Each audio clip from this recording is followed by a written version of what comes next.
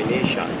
I am officially now the candidate for the constituency, the great constituency of St. Joseph.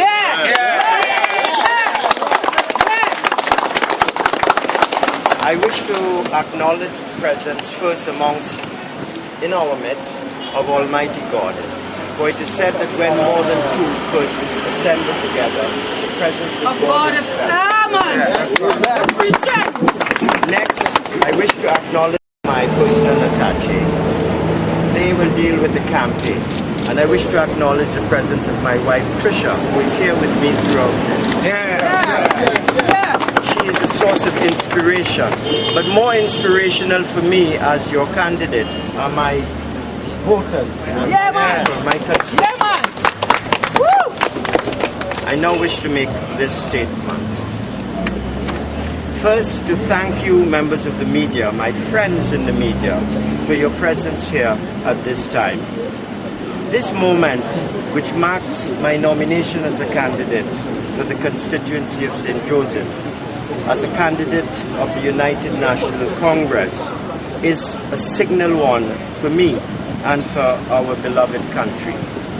It marks the first time in the history of our country that a sitting judge has left the bench of the Supreme Court in order to participate in the electoral process.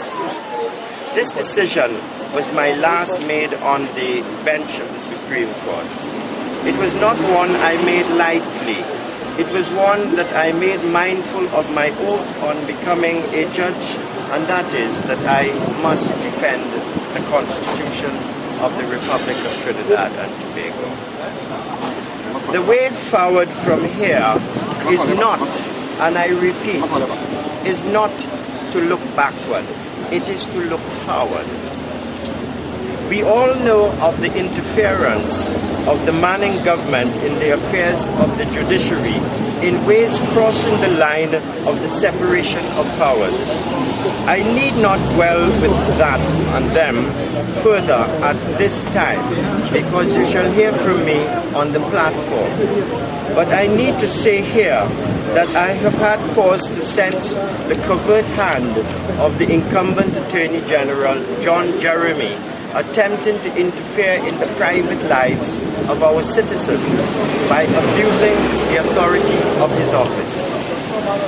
I give two examples: the prosecution of Chief Justice Satnarayan Sharma and the prosecution of Professor Vijay Narayan Singh and his wife Shiromani Maraj Narayan Singh. These are clear cases of the covert hand of John Jeremy in unauthorized breach of his oath to defend the Constitution and to protect all the citizens of this country. John Jeremy, like no other Attorney General in the history of this country, is sly and slick. He works like a termite, undermining the independence of the judiciary. The appointment of judges at both levels clearly reflects his agenda. And this is a very dangerous web that he has spun upon the population, overseen as it is by his Prime Minister, Patrick Manning. This is a dangerous web that we must break at this time. John Jeremy will say that it is the Judicial and Legal Service Commission that makes the appointments to the bench. But believe me, I have been on the bench longer than John Jeremy has been the Attorney General of Trinidad and Tobago, and for that matter, longer than the incumbent Chief Justice has been a judge of the Supreme Court. And I feel qualified to make the statement that I do.